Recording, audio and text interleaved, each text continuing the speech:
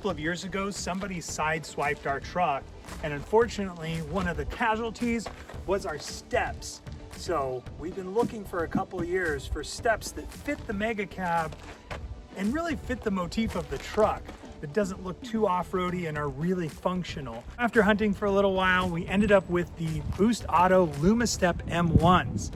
And I'm hoping they're as good as I expect them to be, and they have a cool hidden trick that I'm really excited about, especially when we're hauling that big thing. One of the problems I ran into is those used to have riv nuts in them, but when we got sideswiped, those suckers pulled right out. Because our riv nuts are missing, we had to find a step that could install in another way, and so we ended up using the stud insert to mount the front and middle brackets.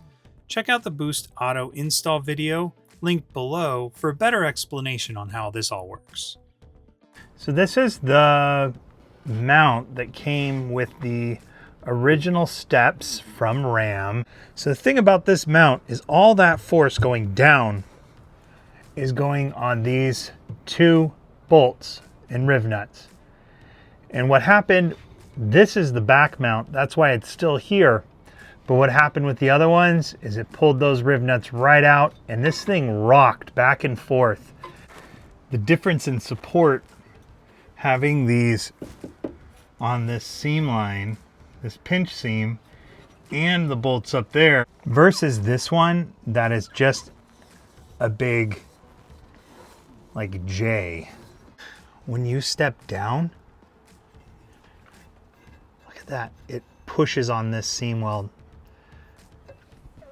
And at the front and the back, there's actually two bolts. Seeing these brackets installed gets me excited for how sturdy this is going to be for the whole family to get in. Boost made it a little easier to install these steps by using T-bolts to make sure everything can get in place. This allows me to slide this forward and backward a little, just to get it adjusted exactly where we like it. So I'm going to get this adjusted, get it tightened down. I'm really excited about getting these steps done. Boost Auto is an all-American company, and they were a blast to work with. As for the install, it went about as smooth as I expected, which was pretty easy. I chose not to film installing the wiring because Boost Auto's install video is awesome. That gave us the Lumastep secret weapon, that built-in direction indicator. With a fifth wheel attached, that's almost 60 feet between my front and rear lights. We feel safer knowing people can see where we're going.